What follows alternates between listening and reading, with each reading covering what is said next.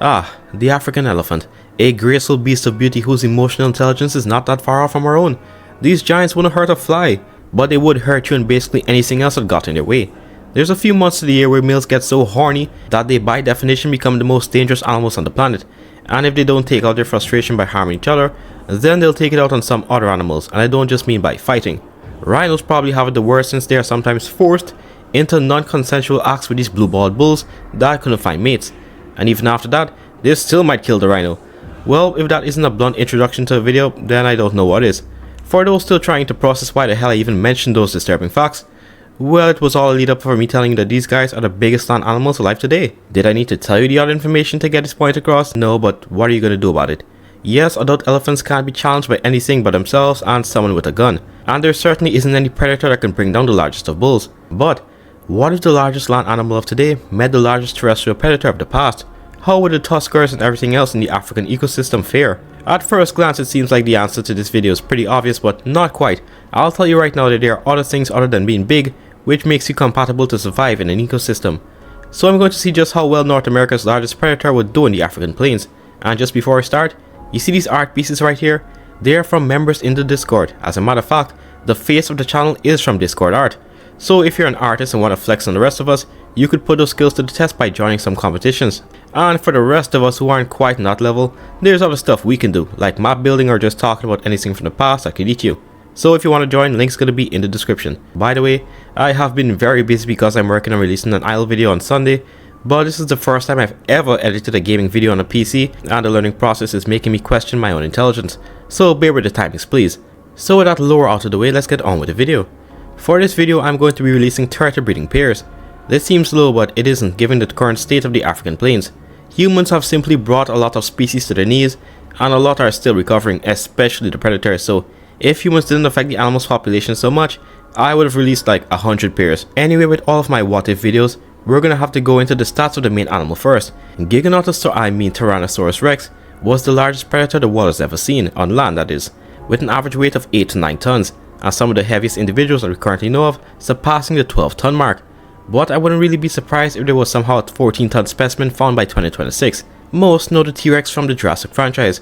However, it was almost the opposite in terms of behavior and somewhat appearance. Specimens like Sue and Scotty measure a little over 12 meters and weighed more than 9 tons. That's a similar weight to Rexy despite being shorter. T-Rex was a very muscular animal, basically the buff guy of the Megaceropod world. Others like the Giganotosaurus and Carcharodontosaurus were more of the shredded guys compared to the adult T-Rex. Yet despite this, the T-Rex was more agile. Its lower center of gravity allowed it to turn on a dime and swivel in place, so there's no surprise attack that would happen, which comes in handy when you actually might need to dodge and weave to not get killed by your prey. This brings me into the most famous thing this animal is known for, bite force. There's many different articles and sites with different ranges for the power of this animal's bite, but most fall within the 30 to 55,000 Newton range. This is the type of force that could quite literally pop you like a balloon. I don't mean just crush, I mean turn you into a mist of blood if it went full out on a human for whatever reason. But this immense power wasn't meant for things our size. A lot of the large allosaurids had thinner knife-like teeth that did more cutting than crushing, and this mechanic works quite well when your main food source are sauropods, mostly juveniles and subadults, but still sauropods. Get one clean surprise bite in and walk away to let blood loss and possibly infection do the rest. But sauropods, while they can defend themselves, are relatively slow in comparison and not that agile.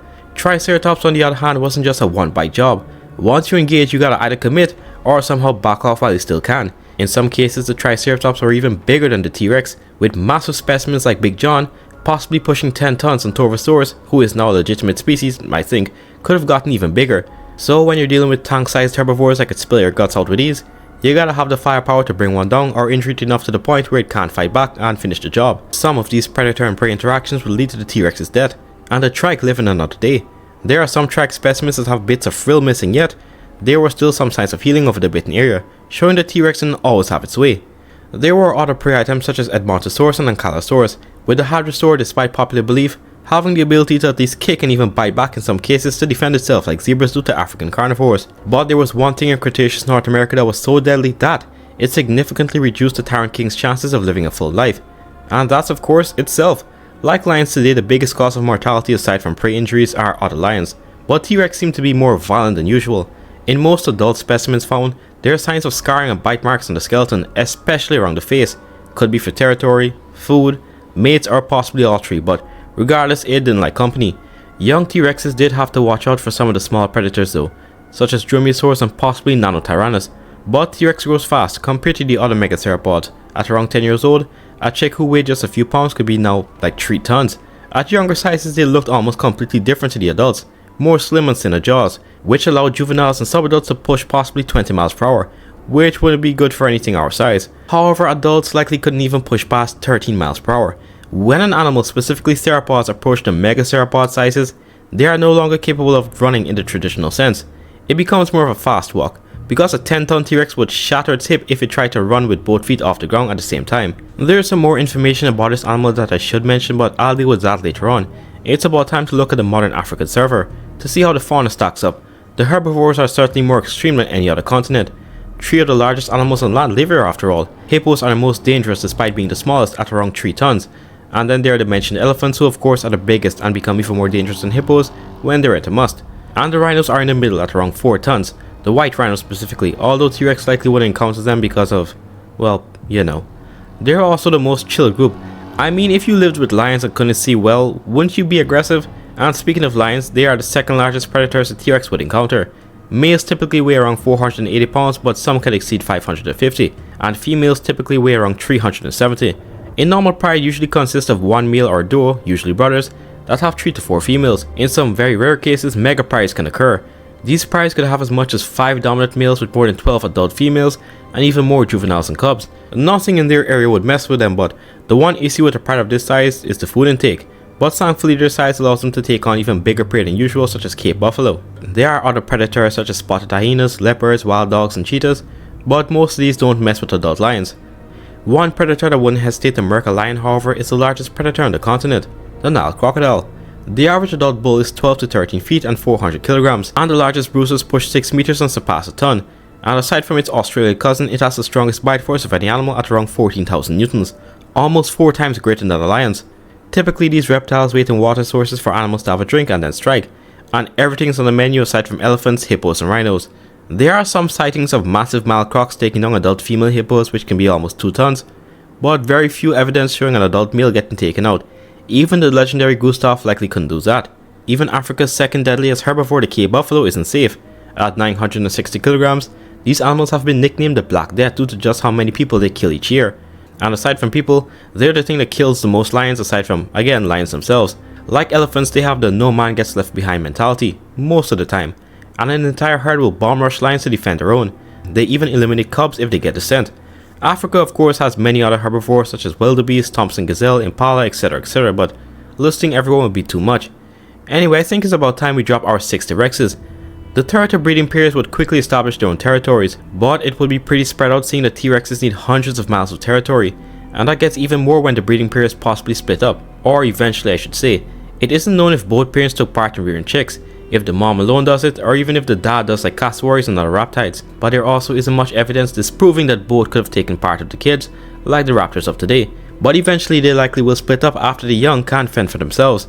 When each has spread out significantly, food will be the next main subject. For the adults, antelope are almost certainly out, too fast and not worth the effort.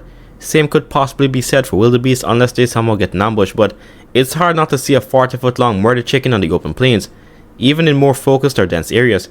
Cape buffalo are likely the same thing, but they could be an option if a T-Rex picks out a weak individual that can't keep up. And at 8 tons or more, the average adult isn't having any problems bringing one down, and the buffalo will almost certainly abandon their oath and leave that member to their fate. Rhinos aren't uncommon and can run more than 20 miles per hour, but with poor eyesight and just how quiet T-Rex can move with their padded feet, there is the ever slim chance that they could get close enough, and while the horns could hurt them, it's nothing compared to the tracks that are almost 3 times the weight. Hippos kinda could be a viable source. They can run fast, but at night when they come on land to feed, the T-Rex could take advantage of this and the hippo size won't be of any help. One bite from an adult T-Rex and it's over, but those still aren't guaranteed prey the T-Rex could lean on as the main food source. What could be is of course what you're thinking of, elephants. Males usually are around 6 to 7 tons and the largest males ever recorded reach 10 tons, but those are very rare. And if you want to bring the largest specimens of Rex, well, it still wins. Goliath was estimated to be over 12 tons. Even if the Rex was a ton smaller than the average elephant, odds would likely be in the theropod's favor. The thing is that elephants haven't evolved in any environment where the predators were even a third of their size, so the sudden addition to something equal to them would put them at a disadvantage. They simply don't have enough defenses to deal with such a threat, I mean, Triceratops was bigger and more armored, and they still were a main food source, so in a 1v1 an adult Rex would bring down any elephant at best mid-difficulty. Most of these would be bachelor bulls, and they could very rarely, I guess, ward off Tyrannosaurus here and there, and possibly even seriously injure it with the tusk, but if a T-Rex really wants one down, it's going down. But one issue could be the herds of females. Even though the average female is only 4 to 5 tons, these things will kill for their young, and a herd of angry mothers with a combined weight of more than 18 tons would be intimidating for even a T-Rex. But likely at first glance the herd might try to run away, and in the chaos one could be isolated and brought down. In terms of competition, there isn't anything close. Even a mega pride would scatter if they saw an adult T-Rex, and Tyrannosaurus Rex had eyesight better than some raptors and a sense of smell more than 3 times stronger than the turkey vulture, so if there's any carrion or kill made by another predator, a lone Rex will locate and claim it with no resistance. Not even the Nile croc stand a chance. I know people say hippos can bite a 12-foot croc in half, but that isn't true, it's not possible. A T-Rex however certainly could, even Gustav-sized individuals wouldn't be safe. So what about the juvenile Rexes?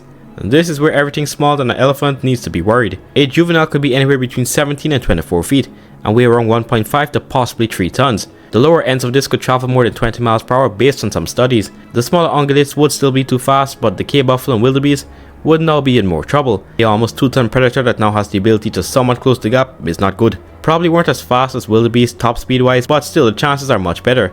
The cave buffalo at this stage would likely be a staple due to their numbers and size, and these animals have very few defenses against a predator of such size. They could possibly stand up to a juvenile Rex, but even now a predator this large would still make them run. But with the shrink size, the mega herbivores start to become an actual issue. Hippos would be slightly larger and wouldn't hesitate to defend themselves if it came down to a fight. To be honest, I'd give the hippo a 50% chance of winning, unless the T-Rex gets a drop in it. Although a juvenile Rex has a devastating 8,000 Newton bite force, that wouldn't be enough to stop a hippo dead in its tracks, and a bite from a hippo to the legs could be fatal. Seeing that a broken leg would mean the animal can't hunt, and if you can't hunt as a predator, you're basically dead. And the elephants are now safe, also an unattended infant would be a tempting meal. And rhinos would stand more of a chance now, but to be honest I'm worried about the predators. Lions would now be seen as actual competition instead of just small pests because they actually compete for the same food source, and they could possibly even be seen as food themselves. Also, a very large pride does have a slight chance of warding off a smaller juvenile Rex, for now, but the hyenas and wild dogs wouldn't dare.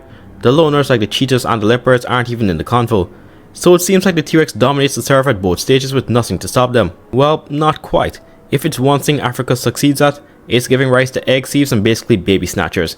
Nile crocs guard their eggs and young fiercely, and still, less than 4 out of a clutch of 40 or more make it. Mongoose, honey badgers, jackals, Nile monitors, black-throat monitors, marabou stork, fish eagles, baboons. These are just some of the animals that would prevent a T-Rex from seeing the first month or even year. In Cretaceous North America some 6 to 6 million years ago, there were egg thieves like the odd mammal and some small theropods, but it wasn't quite as intense as Africa. And even a pair of megaceropods would have a problem keeping the entire clutch alive. So that would be a good moderator for the population, but T-Rex grows quickly. At year 1 they reach around 90 pounds, but this is nothing on the African plains, as many of the main predators could take them out. Only until year 3 where they reach around 600 pounds or more, would they finally be able to defend themselves adequately. But even at this size, average lion prides or even 2 average males would be a risk. Large hyena clans and wild dog packs would also pose some risk. It isn't until year 5 where they start to reach near untouchable status, between 1,000 and 2,000 pounds.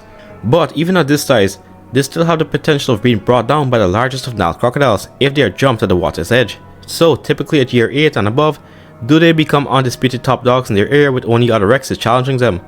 So with all of this in mind, how would the species do? Well, in terms of climate, it likely was hotter, and water could be an issue, but grasslands usually have woodlands or some forest not too far away, so there's shade at least. We've already established that adults are basically unstoppable, maybe aside from a very defensive elephant herd, but outside of that, they can kill anything they want if they can catch it. Would elephants be a sustainable food source though? These animals take a while to mature and females reproduce like every 4 years or even longer and only give birth to 1 baby, compared to T-Rexes who could have more than 20 eggs and mature much faster. Well, not much faster, but faster. But due to just how packed Africa is with predators, a lot of the hatchlings and small juveniles wouldn't make it.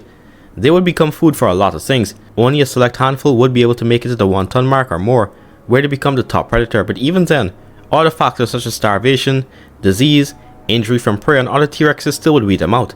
So honestly, I give the T-Rex a 70% chance of surviving. My greatest concern would be the unholy dry season, which could pose an issue, and the temperature that can soar even in shaded areas. But if they can get through those months, they should be fine. A combination of many of the African carnivores and scavengers keeping the young Rex numbers in check would keep the number just enough for them to scrape out the living. And it's not like a bunch of Rexes are going to be in one area. These animals have massive territories and you likely won't find more than 2 or 3 adults within hundreds of miles. There could be the possibility of the Maasai people interacting with them, but for the sake of simplicity, humans are out of this equation. This is an area outside of the Maasai's range. Also, the Rexes would need to expand their range as numbers increase. But like I said, even with their decently fast growth rate, Africa's predators would prevent them from increasing too much while younger. So that's my take on North America's largest terrestrial predator in Africa's modern ecosystem. But let me know what you think. Would they be too overpowered, or would the climate be just too much? Drop your thoughts down below. Don't forget to like and subscribe. I will see you guys Sunday.